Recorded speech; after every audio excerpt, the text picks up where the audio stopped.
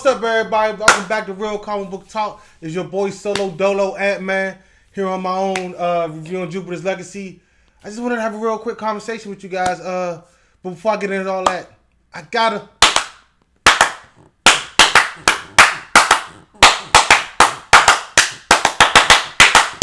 That's all y'all get. That's all y'all get without Dan or I. I can't give you no more. Here with my Flash shirt signed by Candace Patton herself. I don't know if y'all can see it. I'll show you right. I don't know if y'all can really see it. Signed by Candace Patton. I haven't worn it since she signed it. I felt it was appropriate because mostly I don't have another shirt to wear. Let's be honest. Real comic book talk. So look, here we want to discuss Jupiter's Legacy. It's a review. I'm gonna say right off the rip, I liked it. I also hated it. Same time, so I guess I was just on it. I expected better. I didn't get it. So but we're gonna get into it. The way we're gonna do it, I'm gonna give you my favorite episode, my least favorite episode. I'm gonna give you my favorite character, my least favorite character. I got my phone right here with some notes on it. I'm gonna tell you why I didn't like it. I'm gonna tell you why I loved it, and give you my score at the end on a scale of 1 to 10. See what it is. So first of all, my overall thoughts is it moves slow, and it moves slow. It really did move slow. It felt like Arrow, when you know how like Arrow would be have the show be in the present, have the show be in the past, but Arrow did it much better. You know what I'm saying? Arrow felt like, oh, it was some real stakes in the past, even though you knew Arrow was gonna come out. In Jupiter's Legacy, I just kept seeing the same people. I'm like, I know all y'all make it, and it was interesting at first, but after a while, it just dragged on too long. And then it was a severe lack of action, and I just was not happy with that. So, with that being said, I'm going to give my favorite episode. It's the first episode. It's called By Dawn's Early Light. Yeah, that's my favorite episode. That was when we got introduced to pretty much everybody. I felt a lot of the conversations were good. I really enjoyed the dialogue that was happening between Utopian, I forgot his wife's name, but I know it's Grace Sampson. I forgot her actual name in the thing. Maybe it was it. Hold on, I have my notes right here. Hold on. I don't have it. For some reason I don't have it. But Lady Liberty, I think it was, or something like that. But I really enjoyed their conversation, their relationship, how they became, I enjoyed the relationship, their back and forth they had between each other, how they could, where he lacked, she excelled, how he was able to talk to him and make him look at different perspectives, but she was like overbearing with it. I appreciated that.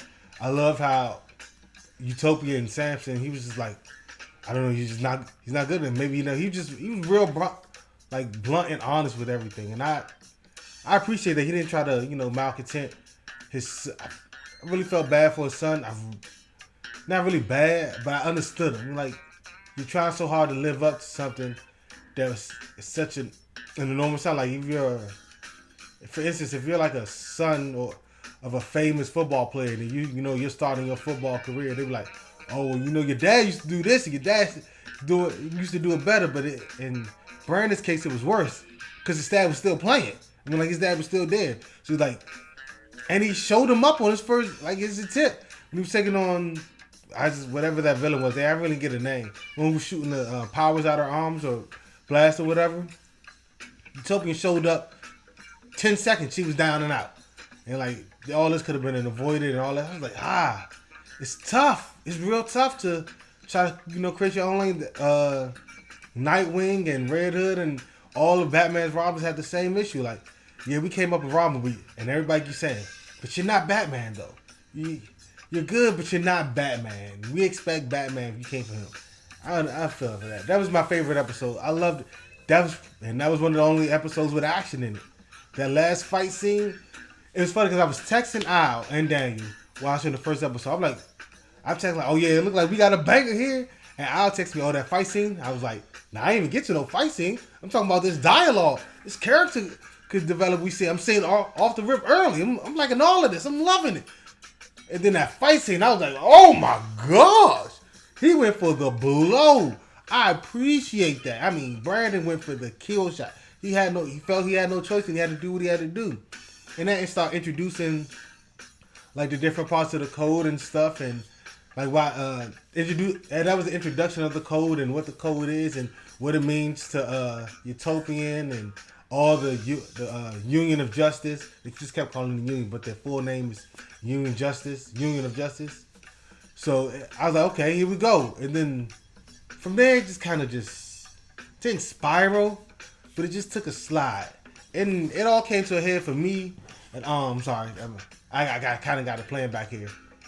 But it all took a head for me on episode 4. I felt episode 4 was the worst episode. And it wasn't because of, Chloe, Samson's daughter, like getting close to hitting rock bottom and all of that stuff. What happened, the part I really didn't like, I was feeling right there like it's taking too long in these flashback sequences for y'all to get y'all powers. Because in the first 3 episodes, I'm getting introduced to all of this different stuff. Like, there's superpowers here. There's all these these kids of superheroes. And it's just so, like, I just see, like, a lot of people getting powers all of a sudden. I'm like, okay. In the 1930s, at the start of the Great Depression, there was no mention of powers or anybody having powers. Now, I'm 4 episodes in, and they're all like 45 minutes on average. But yeah, all about like 45 minutes so far, an average of the show, and I'm still, all I got is Samson is kind of going in and out of being crazy, and I'm like, we need to move this along. This is taking too long. And as I'm watching the show after episode 5, episode 6, I'm like, y'all have yet to get your powers yet. It's just him going crazy and trying to get out. Like, this is taking too long. You could have sped that up a bit because there's other stuff in the past. You had your powers since the 1920, let's say 30, right? 1930 or whatever. It's 2021. There's so much more history that we got, you got to get into. And I know it's a series, so, they'll have multiple seasons, but I feel like this was just too long. This is way too long. And then Daniel brought up another point. He's not here. Of course, he's not here today. But he's like, the actual graphic novel is only like 2 or 3 volumes. So it's not like, it's like some rich, like Invincible has some rich 14-year history of comic books. It's only like a few volumes. So they're stretching that out. And I was like, well, if that's the case, maybe it shouldn't have been a series. Because if you're stretching out their past or just getting the powers, the next season you're going to stretch out what happens in the past. Like how Samson ended up with Grace. How they became a couple. Because at the end of their past, we just see them have their powers.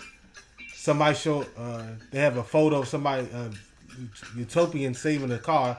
Look exactly like the first issue of Superman when he's holding up the green car, and y'all seen the montage to it in Superman and Lois and the new CW show. It just looked just like that. So I was like, there's nothing else. And that was the end of the series.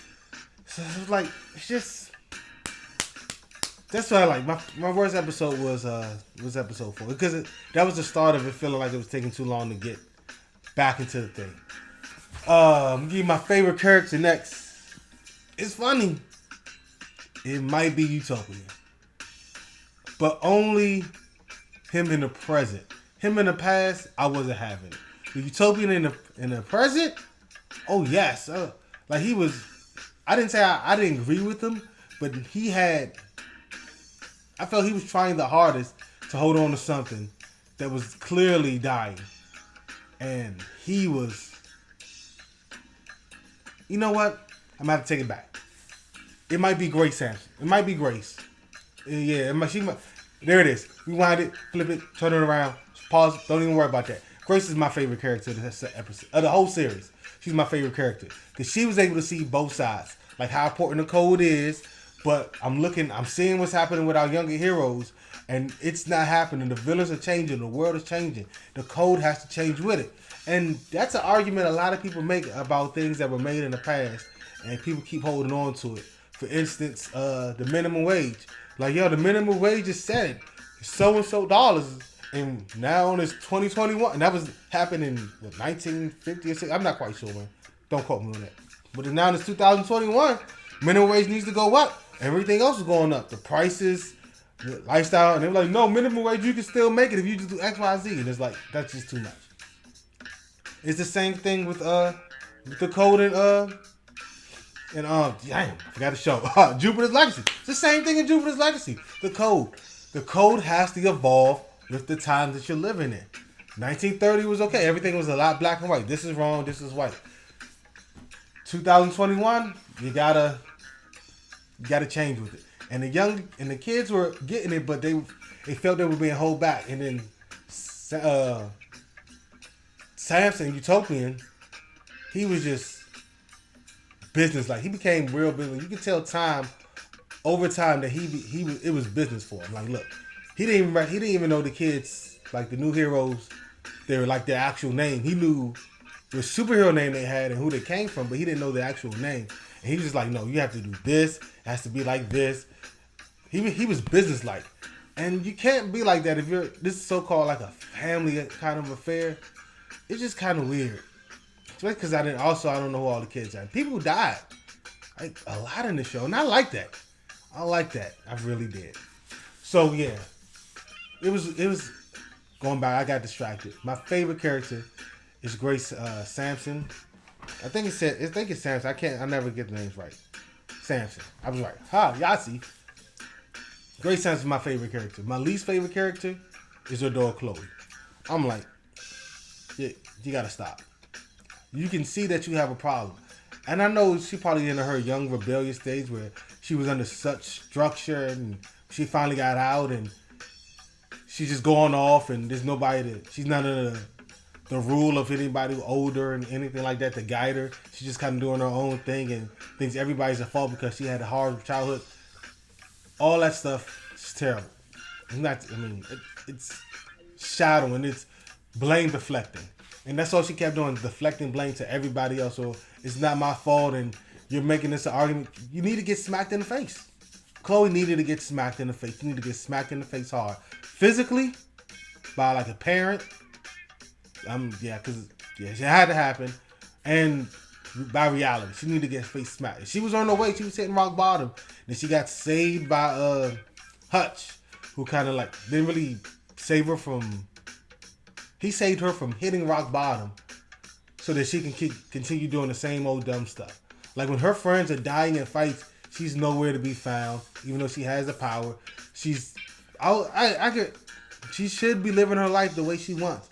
But if you know you're making wrong choices, somebody needs to come and correct you. You need to be under the rule. Because obviously your decision making is terrible. Hers is terrible. She lost her job, still didn't hit rock bottom. Found whatever that blue, I'm going to call it blue cocaine because they never just said what it was. She just almost OD'd on it. So she has that, and right before she goes, hits rock bottom, here comes Hutch, saving her from hitting rock bottom, which she needed to hit. So she can go on and keep doing the same old dumb stuff time after time again. I just wasn't having it. Chloe, it's one of those people like when you see on the street and they think everything's somebody else's fault and they're taking no accountability. Those piss me off the most. And they really need to get, they honestly need to get smacked in the face, to be honest with you. It's becoming a real issue. It really is. And Chloe's just like the manifestation of that. And she needs to get smacked. So that was my least favorite character. My key moment, because if I don't make a key moment, Daniel's going to cuss me out off camera. Daniel seems nice, but off camera, he can make you feel bad. I'm just joking. That's my guy. My key moment is when Utopian son Brandon killed the doppelganger of whatever that dark hole. I know it's not dark hole. It's dark something. Whatever that he could in the first episode when he killed that man, killed the clone, and they was like, oh, he took a life and all that stuff. Everybody was like, I was like, sheesh. That's what started the whole thing.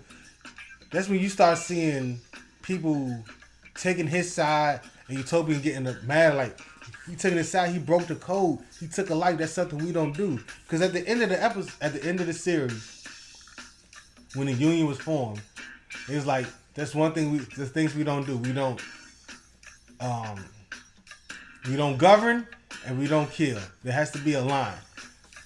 And so they don't get involved in really get involved. Well, they really don't want to be the Injustice League. I mean, not the Injustice League. I don't know if you guys remember or watch the show, um, Justice League, the Justice League animated series, and you had another Earth Justice League come over. They took over the world, put it all in their room, supposedly made it a better place, but it really wasn't. Quotations. It really wasn't. But people like to talk about that. Or for my comic book fans, who y'all should go read more comic books if you're not. Because Secret Empire Captain America, when he found out he was Hydra, and then he used that to took over America, had better jobs for people and all that stuff. They didn't want to get into any of that. They just wanted to go out there and save lives, which was fine in 1930. But at some point, you got to do more than just put out the fires and kiss the babies. You got to do more. And it came to a point where the heroes saying, "Look, the villains are stepping their game up. They're crossing the next line. We have to beat them at some point. We just can't keep doing the same thing because it's going to end up getting us killed." Which it did. It got a lot of people killed. A lot of younger heroes killed. And Utopian just felt like he was like, this is part of the risk. You're going to show you may die, but we can't break the code. We can't set the example. And it all started from when Brandon he killed to save his family. That whole fight, they were trying to stop the guy from doing anything he could. Stop him, hold him down, trying to knock him out. Just wasn't working. And then as soon as Brandon killed him, Utopian was like, "What'd you do?" He's like, "I saved your life." He's like, "You could have did anything. You could have threw him into space and anything." Like, he's about to go nuclear. And Brandon's like, he's about to go nuclear and he'd kill us all. He's like, should have took him into space. You should have did all this. And he's like, I stopped him. Now, at that time, nobody knew it was a clone, so they just thought they killed the what's the word I'm looking for? The original or the real person. But, and then when they found out, I guess it makes sense. When they found out, they still didn't let it go because at the time, they didn't know it was a clone. So it makes sense that they wouldn't let it go. But that was, for me, was the key moment. When Brandon he fought and killed. And it started off a whole thing. So now that I got that out the way, what I like about the show is a lot of the dialogue, which is mostly in this entire show because it was very little action. But what I like most about the dialogue, it wasn't the dialogue in the past though. It was the present time dialogue between the conflicting views from the code from the older heroes, mostly Utopian, and the newer heroes, the youngest. Like, we're putting our lives on the line. The heroes y'all fought back then are not doing the same thing these villains are doing now. These villains are now taking the next step. And it's like the same thing that's happened that people say all the time in the real world. For instance, if police wear bulletproof vests, then criminals will start buying bulletproof vests piercing rounds. So we step our game up, the villains will do the next thing to step their game up to overtake us. It's the same thing. They brought this up in Captain America Civil War. He's like, Vision's like, our very strength invites challenge. That challenge incites conflict. Conflict, inflicts the word I'm looking for. Conflict, causes damage in life. So that's what's happening. Like, look, the heroes that came, they were going for a while. Now these villains are stepping up. Like, look, the same thing we were doing, just shooting is all that. None of that's working now. We have to up our game. We have to get powers or weaponry and stuff like that that's going to take out these heroes. And the older heroes, Utopian stuck like, look, you can't do that, and you have to hold by this code. And the younger heroes are saying this code is not working for us. It's getting us killed. You had some heroes that were standing by like, I didn't break the code. Like the young black hero who died before Liberty came in and saved. Well, Liberty, she died. She was on her way to death, and Liberty came and then took out the hero. And you can see Grace was upset. Grace was like, I don't understand why that villain gets to live, but our hero gets to die. If she would have broke the code, the villain would have been stopped, and she would still be alive. And that dialogue in the present was real. I felt that was what carried the show from being. It was on its way to being bad. that carried the show to stop it from just being okay. What I didn't like is how long it took to get the powers in the past.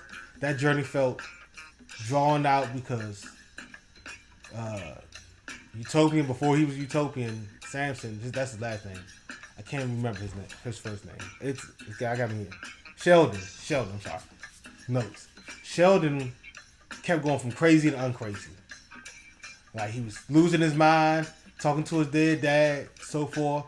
And then his friend came in by the name of George. Was it George? Yeah, George. George came in, talked to him. Next thing you know, Sheldon was back. Then George came and talked to him again. Sheldon, I don't know, it might be a memory or something you forgot. And then he went back to being crazy, went to go find it in episode, was it 4 or something? Yeah, it was episode 4. All the devils are here. He went to go find the windmill and all that stuff. Then he came back. And then his brother came and found him. He was like, yeah, I'm ready to go home. Then he looked cool. Then he kept going back to being crazy. Then they really got intense on the boat.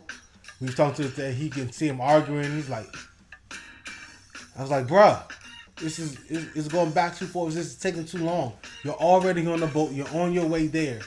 Just get over. Let's just go. Then when they were on the island, I was like, oh my gosh, this is taking forever. You made it to the island. You're walking. It seems like you're walking and you're fighting again on the island. I was like, oh my gosh, this is taking forever. Hurry up and get to it. And then when they got to it, and then they just showed a big explosion happen. And then you see these 6 heroes come out, and that's it. I'm like, we did all of that for that minimum hero shot. I was like,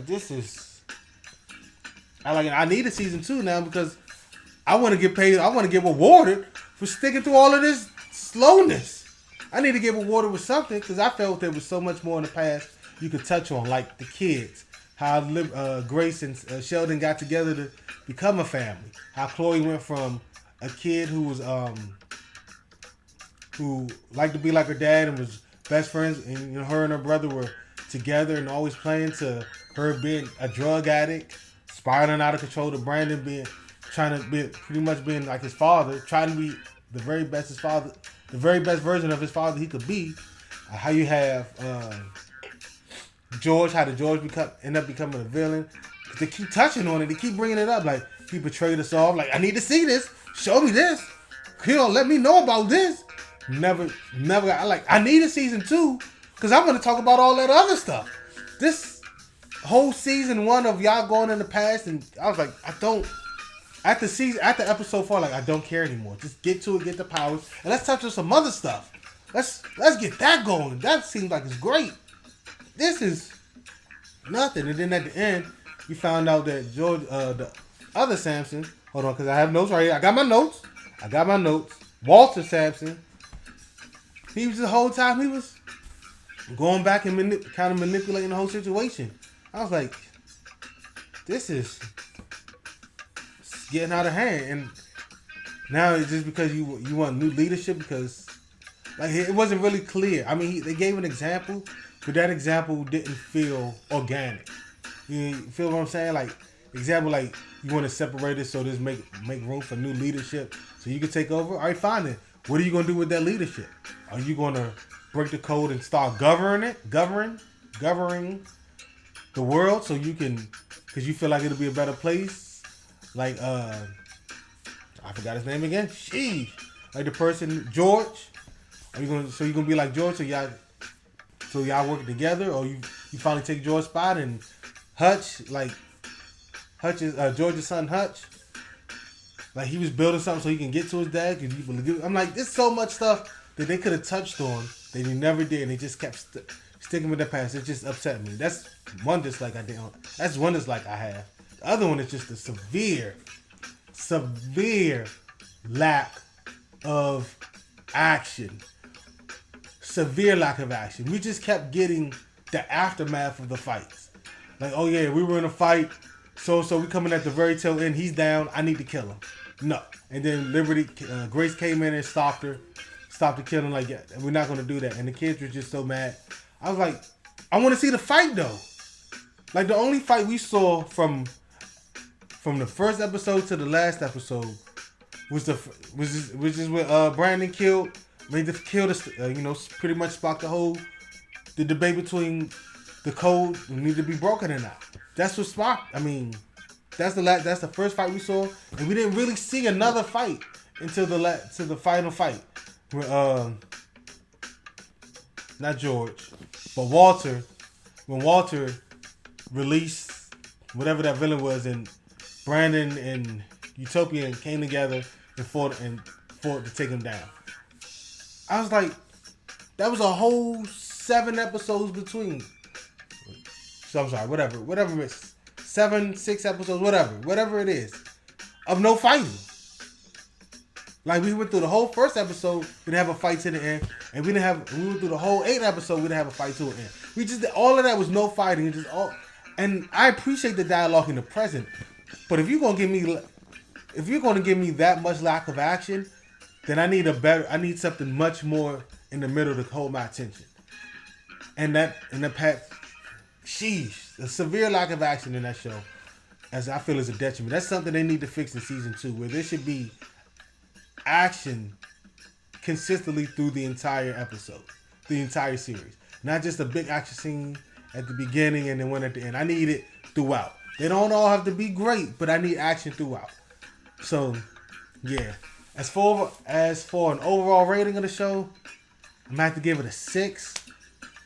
It's not like a bad 6 either. It's more like there's stuff there, and it needs to be improved upon. And you have a lot of. It's sad to say, I never thought I'd say this about a Netflix show, but you have a lot of filler that you can take out and replace with better stuff, more stuff that people want to see, like what happened with George and why did he turn. How did all these other people get powers? There was only 6 at first. Are these all descendants of other heroes? And have your kids have kids, and those villains doing experiments on themselves? People doing experiments on themselves to get powers or weaponry. So much to be explained. Y'all can take that stuff you had in season 1 about Brandon and not Brandon, but the Union 6 getting their powers. Scratch all that. We seen it. Do a better job. So there's a 6. You have room to improve. You have stuff that you can build on. Take that and get better. So yeah, that's my overall review of Jupiter's Legacy. I'm speaking for Daniel and Al. They agree with me 100%. If they don't, you'll never know. You'll never know. And that's all I tell you next time. Make sure y'all like, subscribe, and comment about the video. Share with everybody. Please go ahead, subscribe, and leave a comment. Hit the like button. It literally costs you nothing. And until next time, we out. Deuces. Yeah. We in the club, we partying. We in the club, we partying. Yeah. How much ice you got? I don't know. Get it all, this man. I cannot miss like I am the ace. Electrocute you, then I leave you with aftershock. Getting angry, then I turn her Incredible Hog. Bite and bog, chop it down like you one of them stalks. Take a girl, then I turn her into Shawk from Xenoblade.